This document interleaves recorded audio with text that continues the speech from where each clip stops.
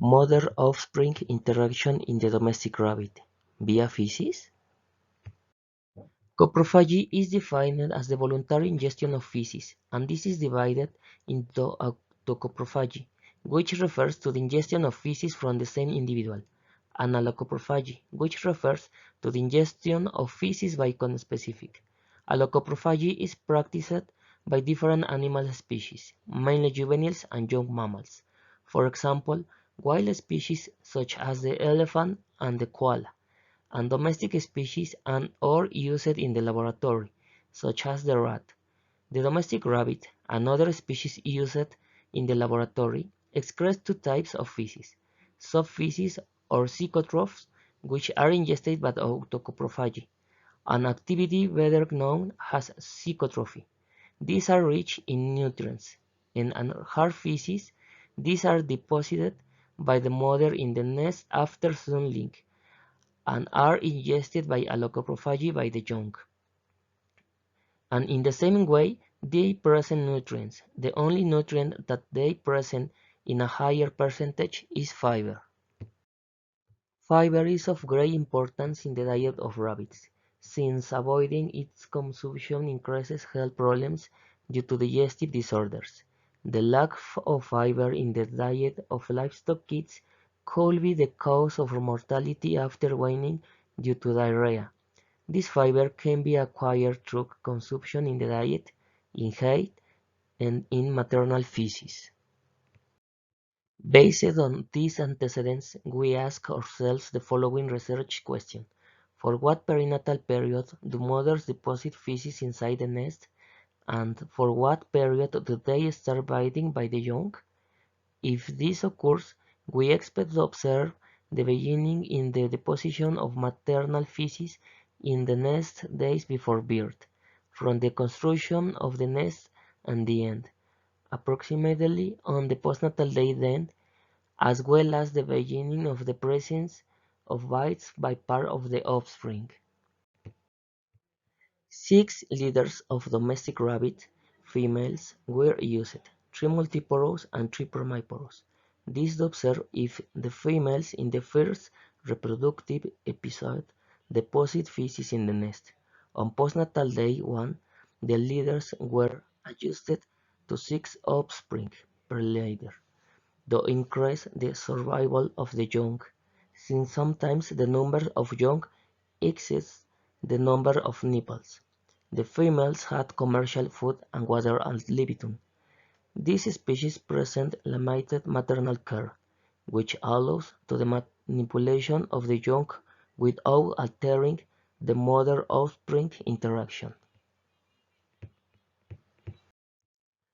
The experimental procedure consisted of placing hay in the maternal cage 3 days prior to birth, so that the female displayed the nest-building behavior in a wooden box adapted to simulate the nest.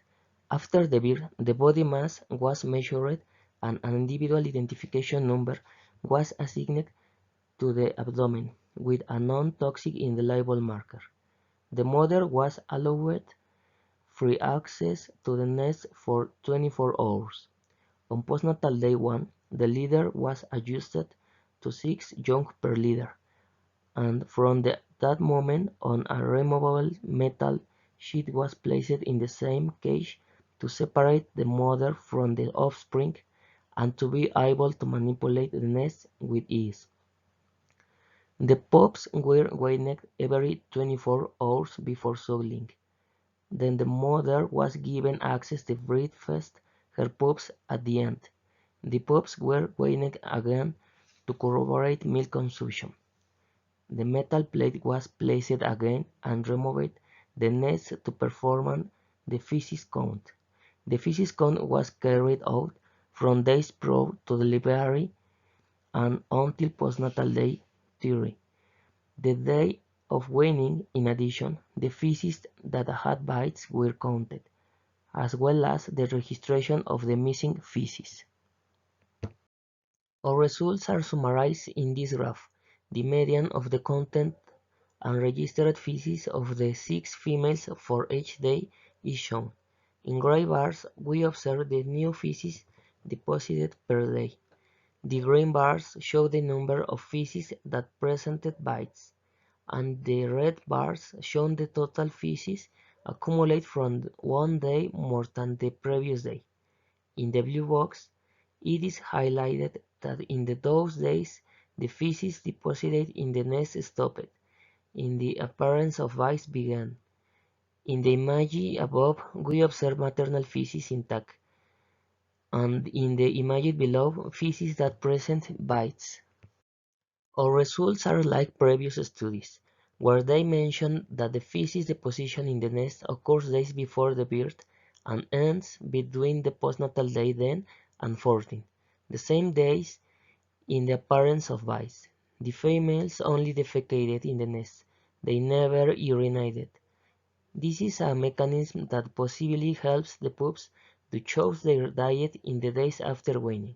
Allocoprophagy, in addition to helping to expand the intestinal microbiota, the fiber contained in said feces helps an optimal digestive process and possibly helps prevent digestive disorders days after weaning.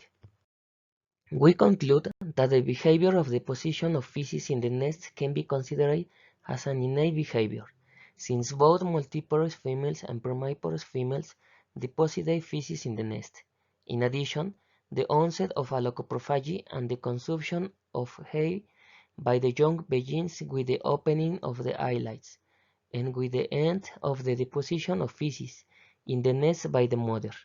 This begins the first solid foods ingested, marking the beginning of the transition from the liquid to solid food. It is suggested to modify some management practice in the rabbit farms, such as keeping maternal feces in the nest, as well as using hay for mothers to build their nest. Thanks for your attention.